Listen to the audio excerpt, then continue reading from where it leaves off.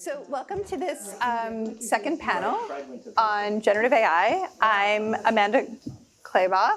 I'm an English professor, and I'm also serving as the Dean of Undergraduate Education. So I'm thinking a lot about the issue of this panel, which is how can we live up to our responsibilities to offer a liberal arts education to students who are entering a world filled with generative AI tools. So I thought I would start just by doing a quick poll. Who here has used generative AI tools in their work in some way? Put your hand up. Okay. Okay, is that everybody? That's everybody. So I don't have to get to number 2, which is who expects to use them. Okay. Who here has learned how to use generative AI tools, or if you're an instructor, has taught someone how to use generative AI tools in a Harvard classroom? Raise your hand. Okay, so it's interesting because what we see, the first I'm not surprised by. In fact, you all are, I guess, to be expected in this kind of, people who would come to this kind of discussion are more likely to be adopters. But recent research on this, led by David Deming, who's an economist at the Kennedy School and also the faculty dean of Kirkland House, says that as of late 2024, 23% of survey respondents had used generative AI tools in their work in the past week, and 9% are using them daily. More recently, you may have seen his more recent research, which suggests that generative AI tools are being increasingly used to do precisely those kinds of tasks that recent graduates have historically been hired to do. And so we're seeing more and more adoption of these tools across the workforce. So the question is, what do we do about the gap between the number of hands up for the first, who's using these tools out in the world, and then the number of people who are getting an education in how to use those tools here at Harvard? And so I think to dive into that, it actually might be helpful to get a little specific. So can people volunteer what they're using the tools to do and see if we can kind of group them into specific skill sets? Because I think what's becoming clear in these conversations about generative AI is that to talk about generative AI in general is actually not it doesn't go very far as a conversation. So I think we're going to start to drill down and say, what are specific things these tools can do? And then what is the relation between those specific tasks and the purposes of a liberal arts education? So who wants to go first? What's a thing you've used generative AI to do? You guys all put your hand up. So all of you are doing. Oh, yeah. Uh-huh. I use it to transcribe hours and hours of interviews and produce sometimes short notes. I'm doing the interviews in a different language, in Mandarin, so to produce short notes on the content, sometimes in Mandarin, sometimes in English, so I can skim it quickly. So you're summarizing, and are you synthesizing between the interviews, or is it kind of summary of each interview? I don't trust it to do that, but maybe that's because none of us wants to automate ourselves, but it will produce the transcript and produce some notes about what's in it, so that I'm skimming through dozens of them. I can say, oh, that was this one where we talked about this. Okay, so summarizing texts. Yeah. I use it as an editing partner. Okay. Say more.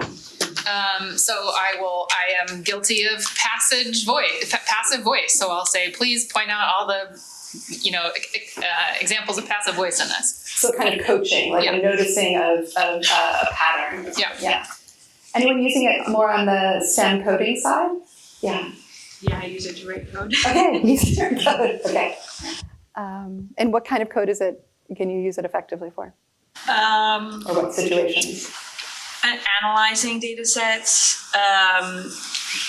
Usually, actually, I find it quite versatile to do a lot of things, but especially repeating common kind of chunks of code that otherwise I would, find in other sources. Okay. Yeah.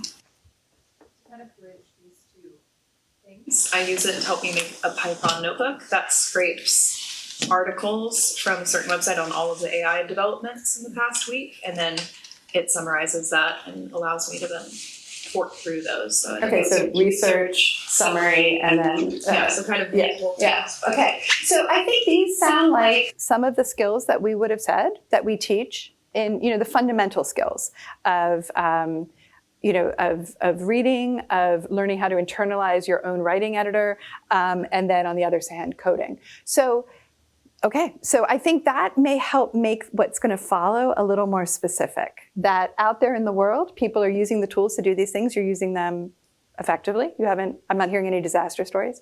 And so given all this, could you each introduce yourselves and say kind of what thoughts is this prompting in you now? Mary, do you want to start? Yeah. Hello. Okay. My name's Mary Lewis. I'm a historian. And I guess I'm thinking about two things. One, the question that Dean Claybaugh asked about the skills that students leave the Harvard classroom with, especially given that some of the things that they used to be employed doing might be threatened by AI. And the second thing is thinking about some of the uses that I just heard. So in the classroom, let me start with the second one. In the classroom, when we think about students, let's say, summarizing, if they use ChatGPT to summarize a PDF, for instance, although we know that ChatGPT doesn't always produce the exact same summary if you try it different times, more or less, the summaries will all be the same. And as a teacher, what I actually think is really interesting is that every student in the classroom reads differently and brings a different summary of that reading to the table. Also, if you look at how ChatGPT does summaries, it's really interesting what it misses and what it focuses on. So just to give you a quick example, I put in a summary. I put in the text of a 1905 law that supposedly separated church and state in France into ChatGPT, asked it to summarize, and then asked it to analyze. And that even the summary, what they chose to do, they would summarize full articles. Article 1 says this, Article 2 says this, and then it would say Article 14 through 18 says this. And that grouping was significant, but it was also significant for the way it compressed the incredible complexity of those articles and missed a big focus of that law.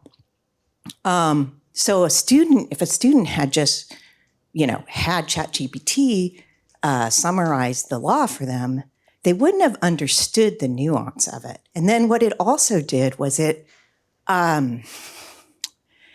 drew from elsewhere beyond the law to analyze the law. So it had all this stuff about the French Revolution that's not in the law, had all this stuff about secularism that's not in the law. So, you have to tell it, stick to the law, that kind of thing. But you need to actually know what's in the law to tell it that it's missing something from the law. So in other words, my view is we actually, and this will get to the first question about what skills do we want our students to have, you actually still have to teach them how to read. I mean, they know how to read, but, teach them how to read critically for this world that we're inhabiting that will only get more this way, right? If anything, this moment requires that we reinforce and reaffirm the value of a liberal education because they're going to need it to be able to tell the difference between a deep fake and a real. I could go on and on, but to be able to tell the difference between, a kind of overview and the nuance and the context of that original law. Now, of course, you can query it over and over again, but you still need that basis of your own reading to be able to know what to query it with.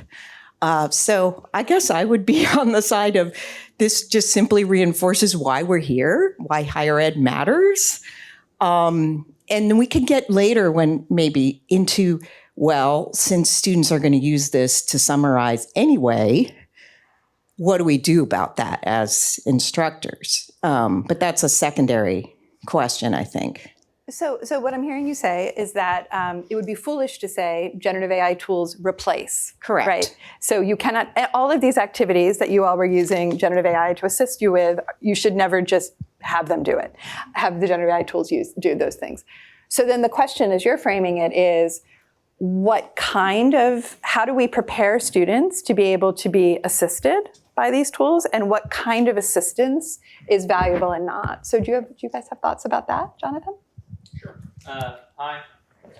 I'm Jonathan. I'm a senior who has concentrated in English, and has had, in addition to English, a very thoroughly humanities course load. So I say that as a caveat. But I'm here because I took last spring with Tina as my TF Gen Ed on generative AI. Where among the assignments was we had to write a paper. We were expected to use ChatGPT to write substantial portions of the paper, and the deadline for the assignment was such that if you didn't use ChatGPT, it would be an onerous assignment to do. So you really were basically forced to use ChatGPT. And I'd say I received training in that class, but in some way the most valuable training I received in that class is a sense of what the limits of ChatGPT are, which for the kind of work that I want to do are extremely, extremely stark limits. I would not want to write a paper ever in the way that I wrote that paper for that class. That assignment was useful as an exercise for demonstrating its own futility. ChatGPT has, sure, locating passive voice is, I think, a really good example. That's the sort of thing you could pay a human to do if you had unlimited money. And the human wouldn't have to really use their thinking critical brain. They'd just be spotting a grammatical formation. You're almost using ChatGPT there as a more advanced version of Control F, right? Control F doesn't you can't Control F grammatical structures. So ChatGPT will do that for you. But that's kind of things that are like Control F are the sorts of things that ChatGPT, in my experience, can do for the kind of work that I want to do. Writing an essay, even giving it an outline and saying, write an essay based on this, based on my experience and based on my Harvard training, I wouldn't do it. I wouldn't want to do it. My name is Tina. I'm a PhD candidate in the history of science, and the AI Gen Ed course that Jonathan is talking about was the one taught by Chris Stubbs and Logan McCarty last year. I have taught students about AI at Harvard in two different settings. So one was this course that Jonathan just mentioned, and the other one is an executive education course out of the law school for trade union leaders called the Harvard Trade Union Program. So those are two very different populations. On the one hand, adult learners, trade unionists, many of whom don't have access or have not had exposure to higher education, and then Harvard College students who are from oftentimes a very different demographic in terms of class and prior educational preparation. And these two populations also, of course, have a different disposition towards AI and how they feel about AI's impact on their future job market outcomes. The other aspect I should mention is that for my research, I study the history of technology, labor, and so on. So I'm very interested in these dynamics between AI and the potential seismic changes to the labor market.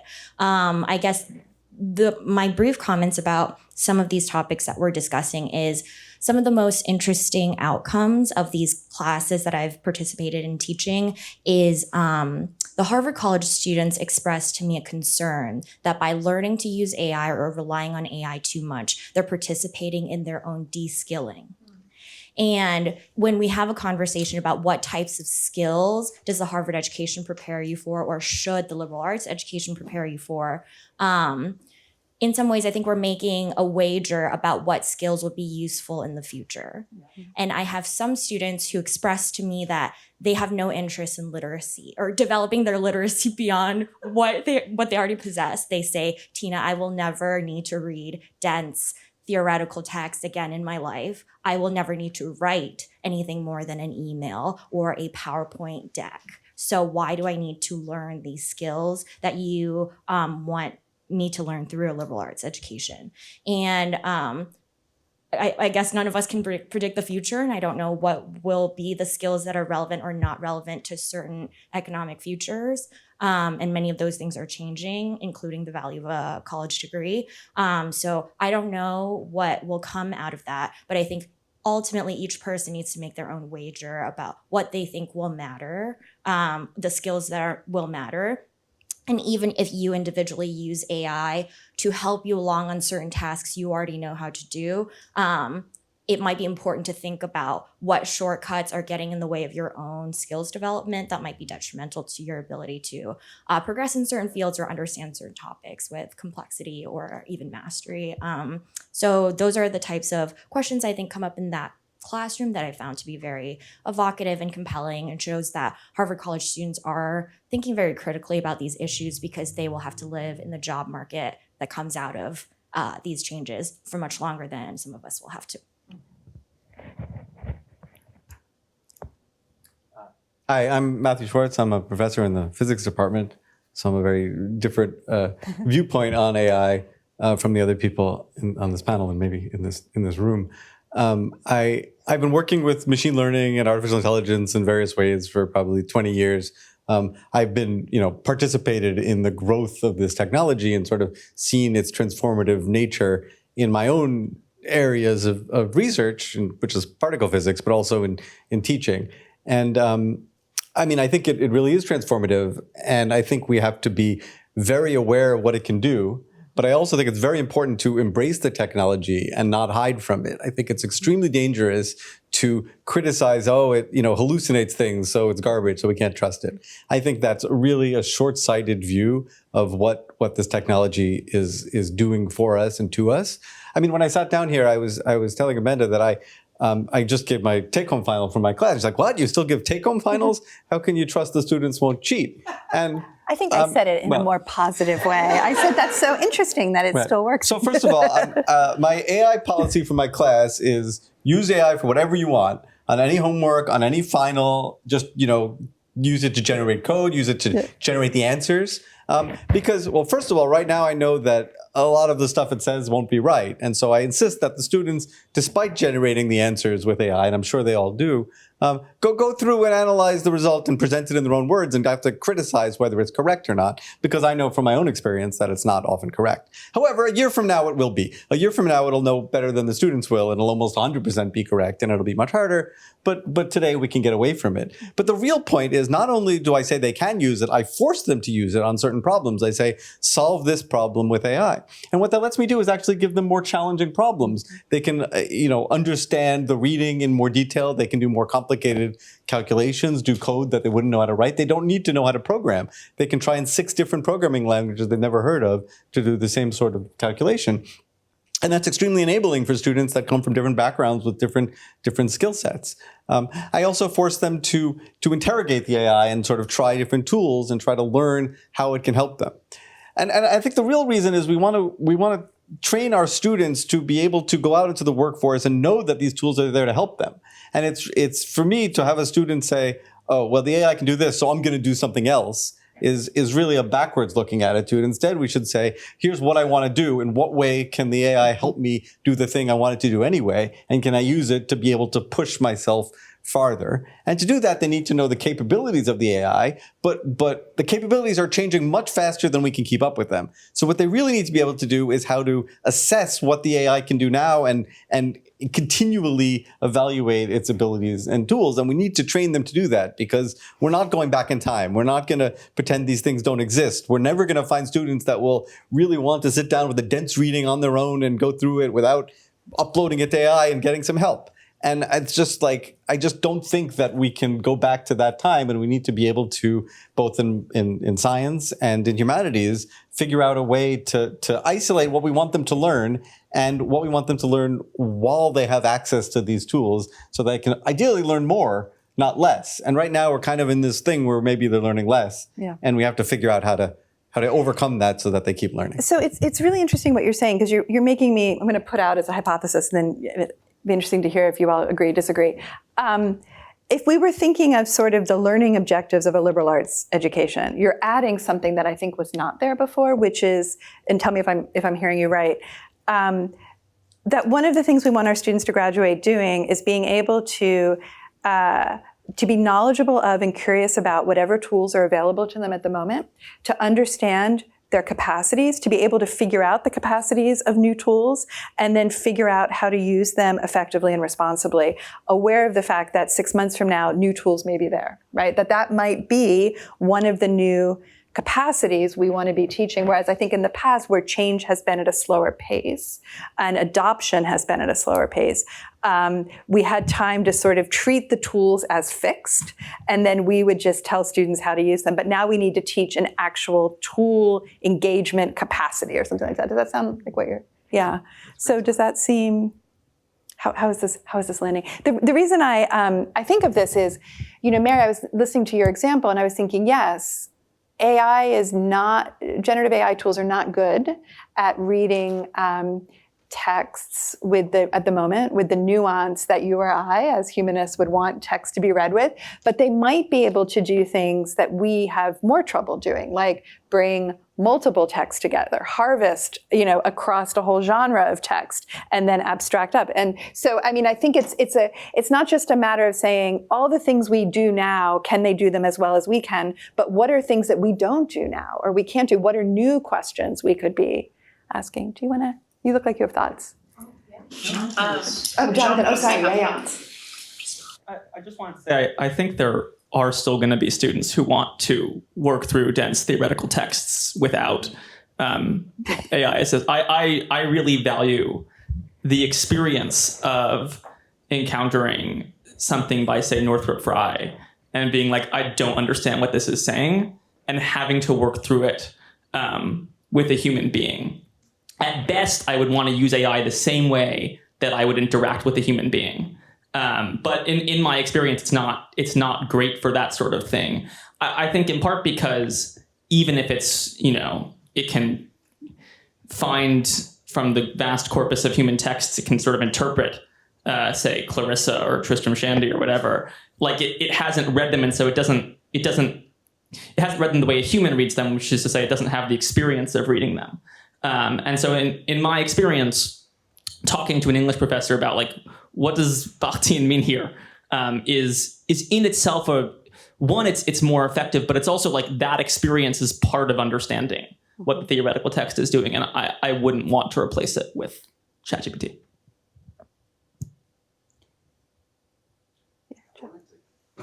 Although, to this idea of kind of the liberal arts and preparing for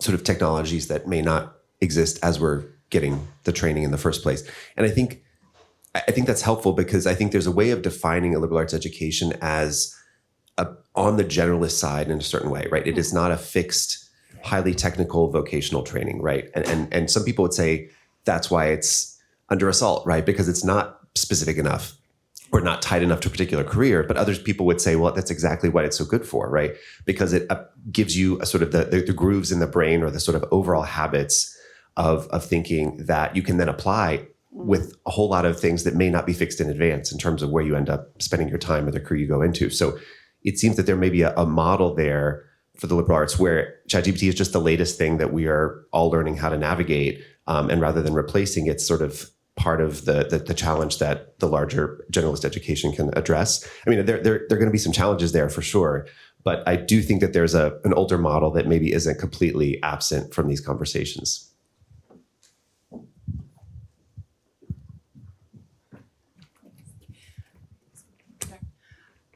Yeah, to build off of that, and then what you were saying, Amanda, I would say that these don't need to be opposing opinions, though, what was just shared. I think they're part and parcel to what the most optimal workflow would be, in that you're doing things you never could before per the physics problems, things that students on their own could not do, which I think you can also apply to a humanist context in the sense of scale and recursion and large-scale data analysis, kind of the digital humanities on steroids that you couldn't do before. But actually what I find most useful in working with AI quite a lot to build tools is the training I received pre-AI as like doing specifically, I studied folklore and mythology here as an undergraduate, so structuralist folklore has a lot of these elements part and parcel to them. And I've actually, the more I've used AI and tried to integrate it into my workflows, the more I appreciate those elements. And I think teaching students, just letting them go at AI, they will find, one, then they're up to date on tools. They're finding what it can and cannot do. But I find they will appreciate the denseness of a text more, not just for its own sake, but for what the text can teach them about building tools that read text. So context and the architectural structure logically of these tools we make with AI, with natural language, will actually, I think, add primacy to really understanding text and textual logic over time. And I think it will also isolate skills such in terms of learning objectives that with students we used to assign dense readings, but then many of them to add to the friction of learning. So you could get that bell curve across a class who can read the most dense texts the most well to get a grade. Now, if you're doing that with scale, you can kind of return to students, here is a one-page text. Therefore, you have no need to use AI to scale it, and I'm letting you use AI anyway. Sit with this one-page text. You have 2 weeks to sit with this one-page text for as long as you want. And I think it will become clear to them very quickly that AI can still help them parse it and do etymology, and similar to accessing coding languages and do all these other forms of analysis. You can now approach it in so many different ways that democratizes skills. But at the end of the day, hopefully it does both in ways that aren't opposing. You can now approach scale and multimodality, but also the essence of sitting with something dense and concrete and finite and really work at it, knowing that it will assist you in creating the architecture of the things that help you scale.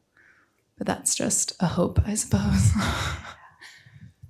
Well, it's interesting. It suggests, I think, that when we start to pay attention to what an AI tool might do differently or better or worse, then we're also retrospectively seeing what we do, right? And I think a theme, what's distinctive about how we do things, and I think a theme in both, Jonathan, what you were saying and now what you're saying, is what is a human intelligence, right? And you were suggesting that it's not just that knowledge is out there alienated from the experiencer of the knowledge, right? That there is a kind of embeddedness in experience, and that there is also something, one might say, kind of about the transferential relation between the teacher and the student around the object, that there is this sort of emotional connection around teaching that is more than just the transfer of an alienated fact from one brain to another. So that's part of the human capacity. You're talking about a sort of speed, like if the generative AI tools are going to get us faster and faster, we may want to go slower and slower for the distinctively human, or both, right? And so so we can kind of start to say, what do the tools do well, but also what do we do well? Yeah. Yeah, I was kind of thinking about this.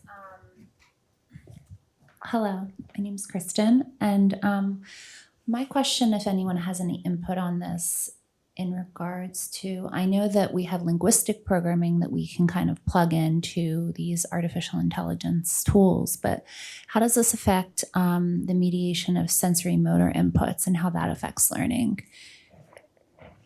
I remember you were sharing how talking to a live person and kind of having that back and forth with a human is really important, kind of in that ability to kind of critically think through a text. And I wasn't sure if anybody could share any thoughts they have on that.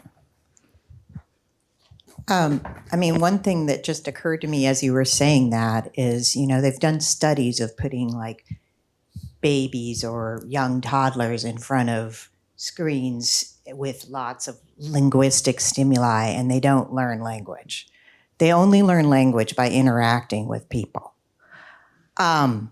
And so there's something about that emotional connection and that maybe even physical connection that is meaningful for language learning.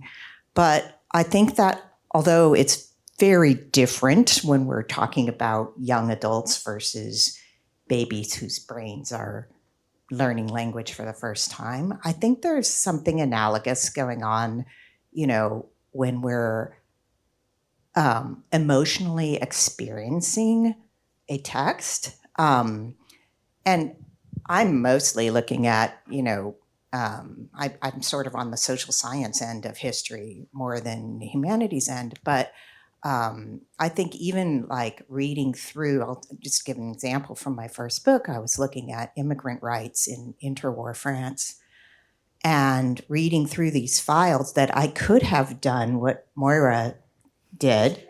No, but I could have, at the time there was no digital photography, so that dates me, right? But I could have, I suppose, eventually scanned photocopies of archives and had them aggregate. I mean, I looked at thousands of immigrant files, but they were continuous in time. So they would start, say, in 1920, and they might not finish till 1950. And I can tell you there was one case in particular where the person had happened to be Jewish, had been a refugee in the 1930s, had been rejected and over and just hadn't left the country, had been ordered deported, hadn't left the country, et cetera, et cetera. And then I get to the very end of the file, and it's like a descendant trying to claim some kind of compensation for the fact that their family member had died at Auschwitz after being deported from France.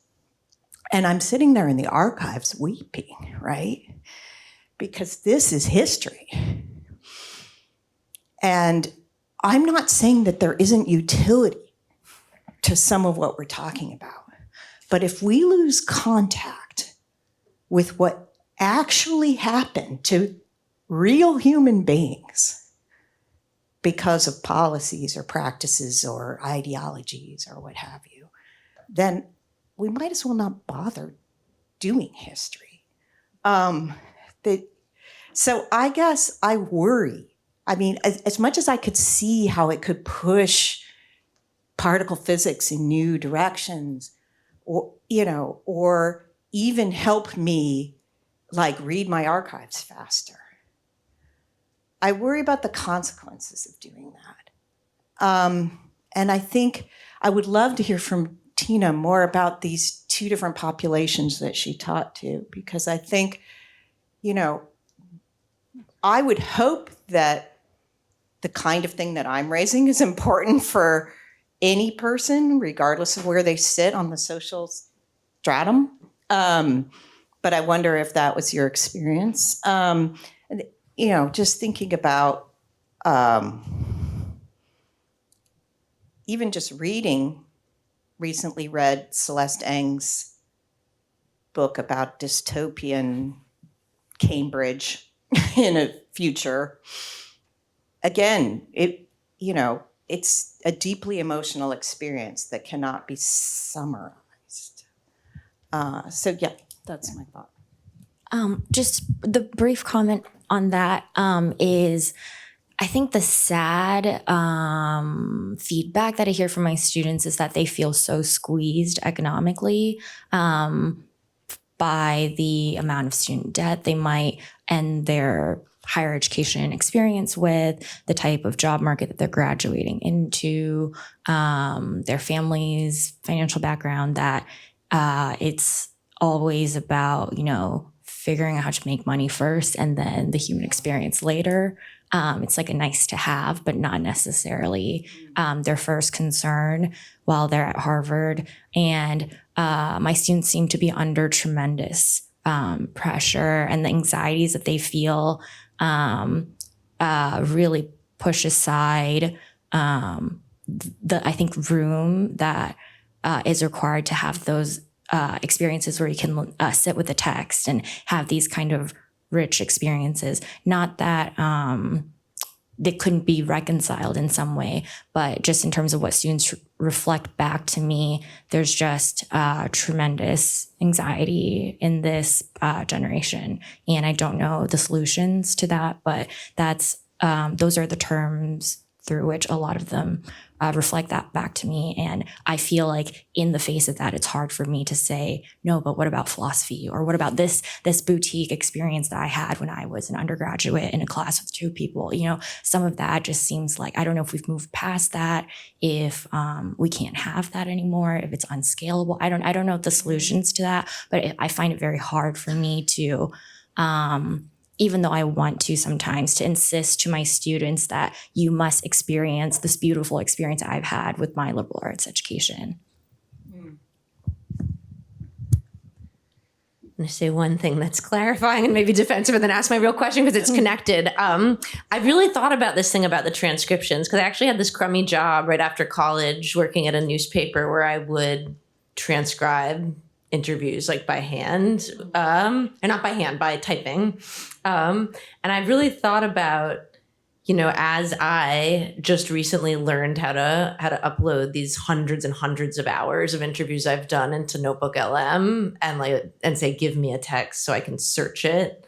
I've thought about that crummy job because and this is going to segue into my question, because a thing I've been wondering about and would be really curious to hear the panel speak to is this question of time and drudge work, and the role of apparently inefficient labor or activity. And I think, efficiency, like everything has a technologically mediated history and changes over time. But apparently boring and repetitive activity and its role both in individual learning. I say that as like a former athlete, a mom, a language learner. It's like there are lots of things that are repetitive and that's part of how you learn. And then also institutionally, I might be curious to the physics class, which elements of learning that maybe seem repetitive or elementary are important to go through, even if now machine learning or an LLM could do it like that, and which parts aren't. And I really don't know. That's something I've been thinking about both personally and teaching, like which of the inefficient parts are important both for an individual learner and for an institution or a profession to sustain itself over time. There's some social scientific evidence that AI is good at bringing someone who knows nothing to a mediocre level, but actually pretty bad in white collar office jobs anyway, at bringing someone mediocre to a very high level. So I'm just curious how you think about which parts can be automated and made more efficient and which drudgery is necessary. Yeah, that's a great question, and something I've thought about a bit. I mean, I think in the short term, certainly we want students to learn how to be critical of solving a physics problem, understand what they have to do, and ask the right questions and not get stuck. I think in the long term, though, the machine learning will quickly do everything that the students can do, anything that I can do. I mean, I'm expecting to be out of a job in 10 years. I mean, honestly, I think physics and sciences is very well suited for automation. And it's not, I mean, it's both good and bad. I mean, it's bad for me maybe, but good for science. I think it's the future. And I think we have to embrace this. I think the things that I want the students to learn, though, as like the intellectual development they have, is actually similar to probably what is wanted of the students in other disciplines, to think, to learn how to not just accept everything, but to ask, is this right? Is this wrong? What is the right? What is to understand something deeply?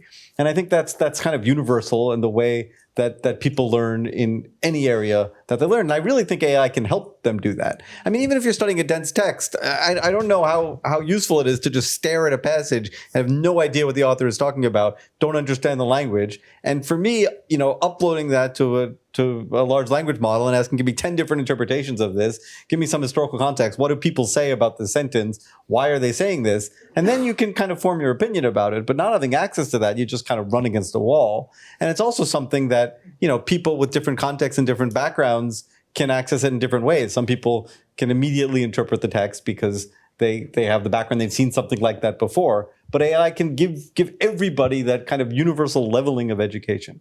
But there's one more thing, and I wanted to address to what Mary was saying, which although I think I'm going to be out of a job, I think there is something that AI will never replace, which is the humanity, the fact that we're people and human beings. And it'll never be human, right? Like an AI can pass the Turing test and it can emulate a person 100%, so that if you're chatting with it, you'll never know that it's not a person. I think things like learning language, I think it'll optimize the way you can teach language to infants. So I don't think that you'll need a mother to teach a child to speak. I think there's much more efficient ways to do that AI will sort out. But the idea that you can, you read a text of a Holocaust survivor and have an emotional experience is something, maybe an AI can have an emotional experience, but it won't be your emotional experience. And I think there's something that will survive. And it's a wonderful thing at Harvard that we have this, broad interest in both things that will get automated and things that won't, right? And maybe at MIT they don't, right? And we're gonna lose that institution, but Harvard will survive. And So I really think it's an interesting question to figure out exactly what is it that makes us who we are that AI will never replace. And I think it's not technical things. It's something more abstract that I really just don't know what it is.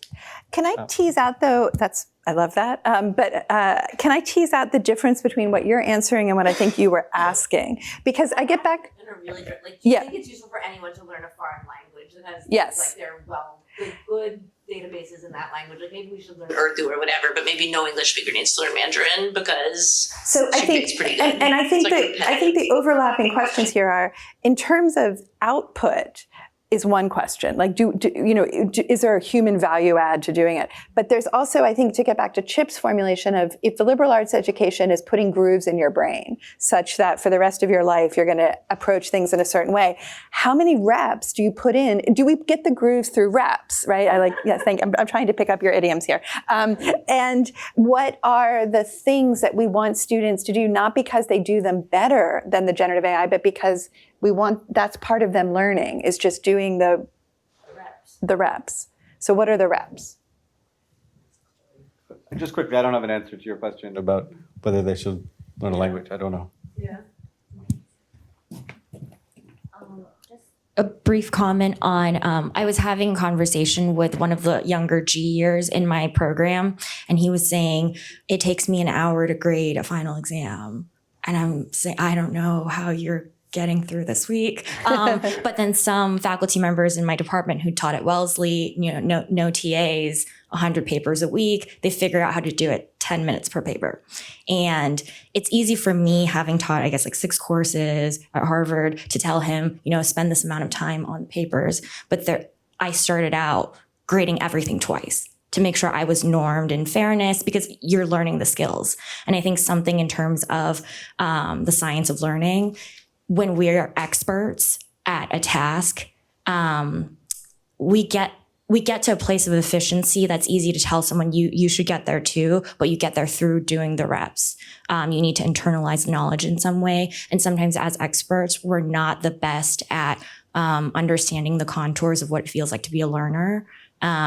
Someone learning, and I think there are inefficiencies built into the learning process that I think are useful for producing knowledge, like Einstein's time at the patent office that led to certain ways in which he organized his research. And in the way I organize my archival work, I go through everything 3 times and I transcribe it by hand. And it's in that inefficiency that I'm able to kind of sit with the material, but also do something that's like chopping vegetables. I'm a fan of repetitive labor in a way that allows you to live with the work. But again, who has the time for that?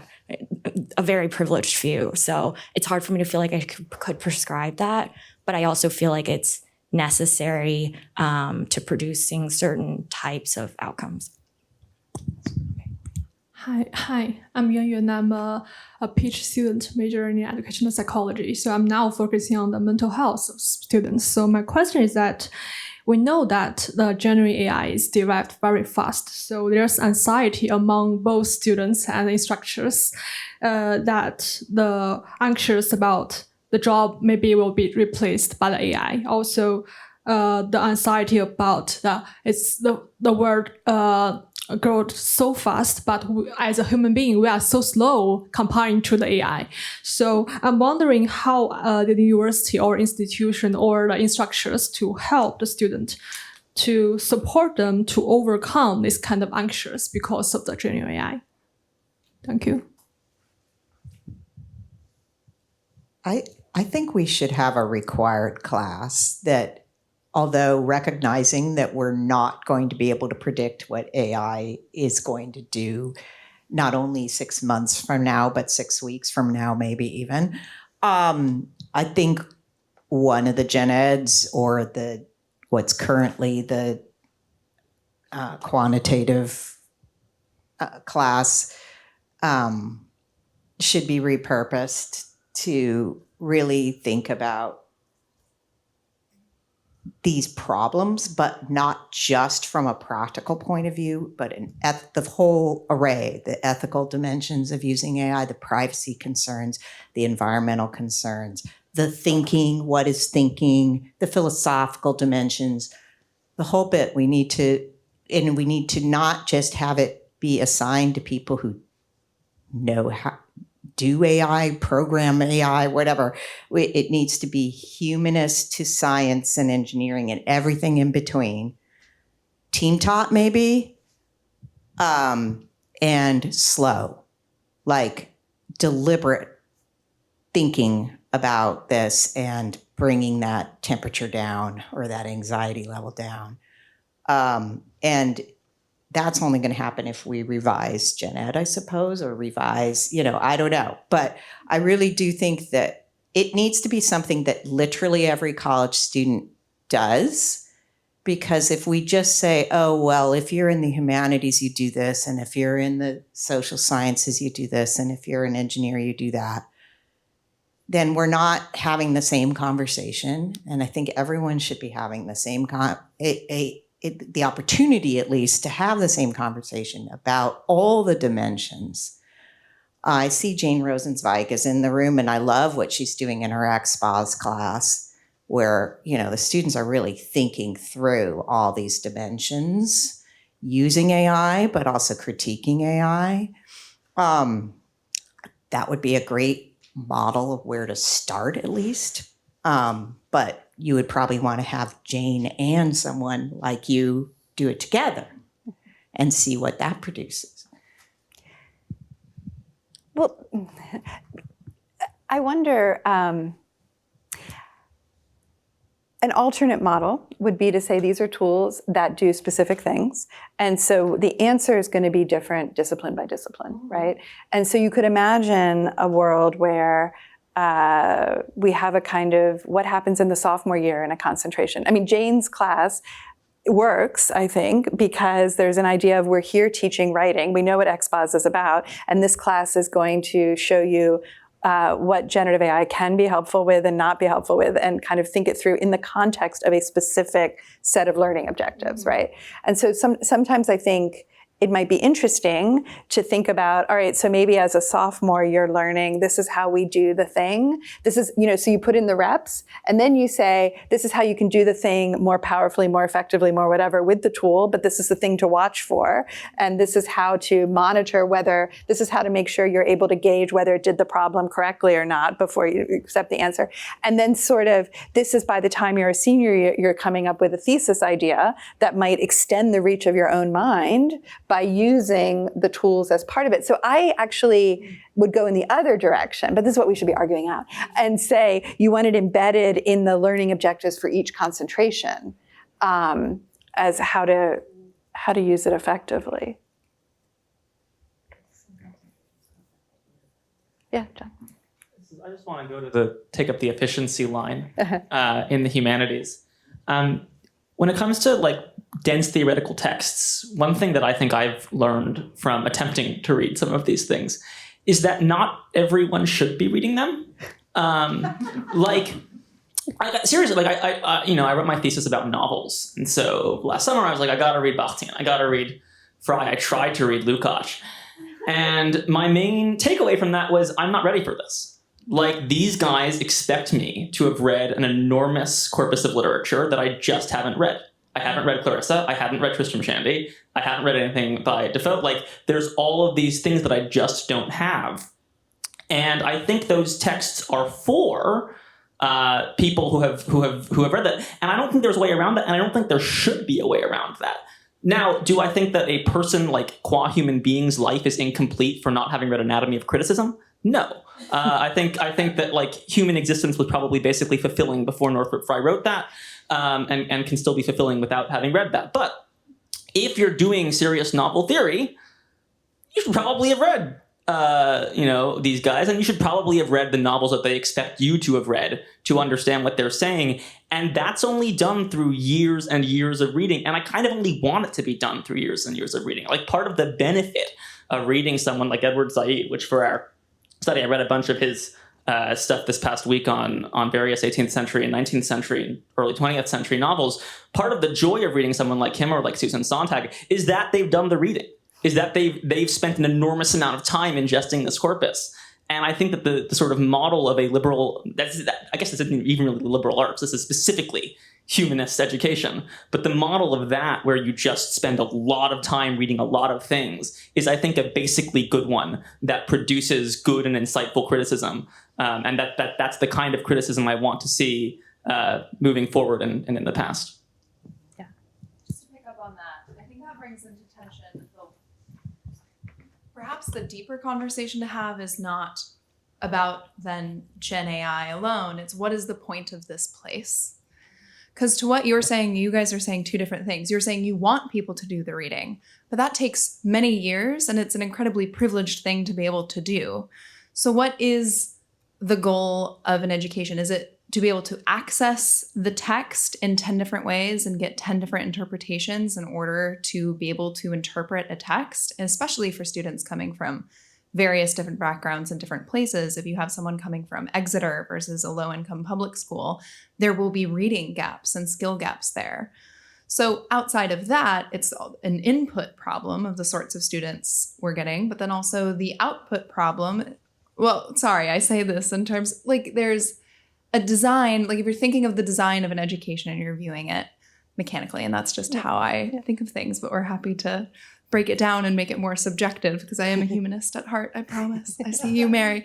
You have students with very different skill gaps coming in, and then you have students with very different skill gaps coming out. And that's done by department. And I think, to get to Tina's point, that informs which courses they're taking and how they're acting within those courses, which is why we produce more economics majors than Hist and Lit and English majors. I see this doing folklore and mythology, which is one of the smallest. So you have this design of the 4 years you have them.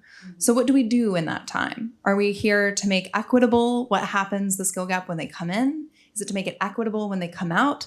And for what purpose? Is it for the grooves? And are those grooves just to serve what jobs they'll go into later and what they have to use? Partly, yes, because we want them to be able to feel economically secure enough to read Moby Dick, really, and take their time with it, hopefully.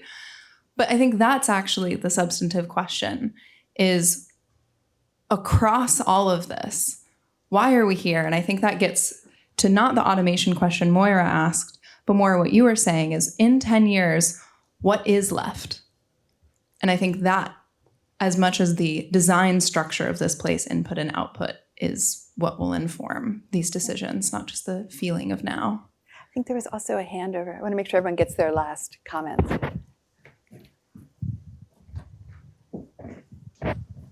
Thank you so much. This is Juliet. Following up on Madeline's amazing perspective, I would love to know, what would you see, for example, the evolution of the exams and evaluations? That is one. And the second one, similarly, what skills should we be teaching our students? I teach neurobiology and neurodiversity, and what we mostly learn from our mistakes, right? So, for example, an innovative approach that we're trying this semester and students are loving it, it's that they do the same exam twice. The first one is to try out, and then the second one is to correct their mistakes, right? So then I would love to know your perspectives on how would you envision the evolution of exams in your own fields. Thank you.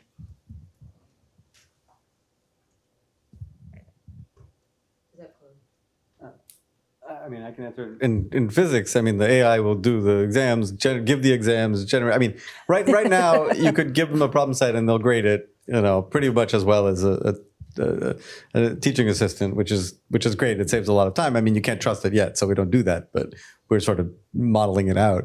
I think in the long term, it'll be one-on-one interactions with AI, where you have just it quizzes a student and adapts questions and tries to assess what they learn and figures it out. So I think there's a movement in that direction. There's bigger names, bigger groups that realize that this is, also is worth a lot of money, and so there's investing a lot into it. I mean, I don't know what.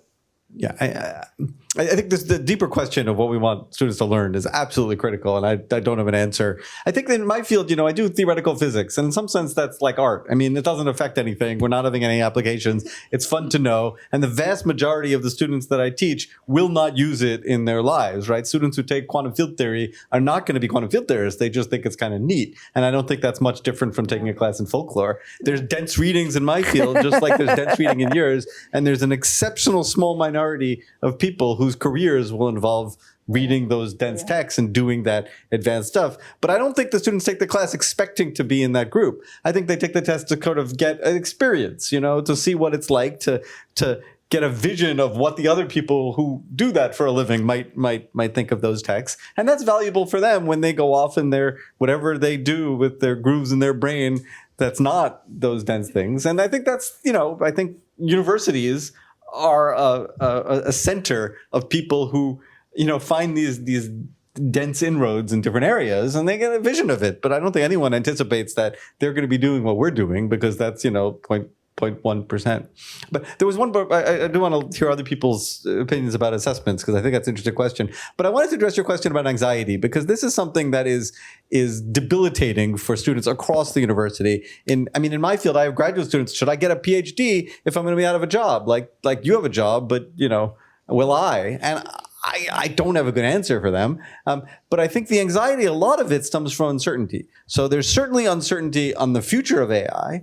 But there's also uncertainty on what the capabilities of AI are. And I think the way to deal with anxiety is to educate the students on, say, look, you're going to be ahead of the game. It's going to be nobody knows what's happening with AI. Nobody knows the future of artificial intelligence. But you're going to be someone who knows what these models are capable of. And you're going to be able to adapt and see how they develop and figure out the better ways to use them. So you're going to be capable of whatever happens in the future, you're still going to be ahead of the pack. And that's what we need to train students for, that kind of critical thinking that I think will ameliorate their anxiety, because the anxiety is about uncertainty.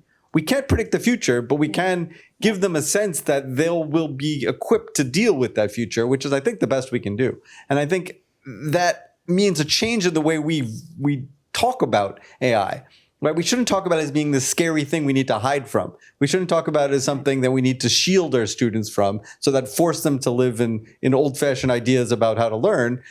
We should say this is different approaches to educating yourself, and there's advantages and disadvantages of different things, and you should be aware of the pros and cons of the different tools. And I think it's very important across the university to really lean into these technology and establish it as part of our curriculum in essentially every course. I think it's part of everyone's lives, and we can't ignore it. And we just have to be aware of that and find the right way to do that, which isn't quite as clear. I feel like it's the three. Yeah. Oh, yeah. Sorry. Yes. You have. Oh, just a brief comment on assessments that students are using, AI illicitly for all of their homework because they're like, this is drudgery. Why are we stuck in old models of learning? But if you were to suggest that maybe we should rethink old models of assessment, and what if all of your professors used AI to grade your papers, write your recommendation letters? They're incensed, and they're like, why wouldn't that be a purely human labor that you write your unique letter for me? And so, if you were to make the conversation more bi-directional. That's very funny. Well, this was a very stimulating conversation. Thank you very much to our panelists.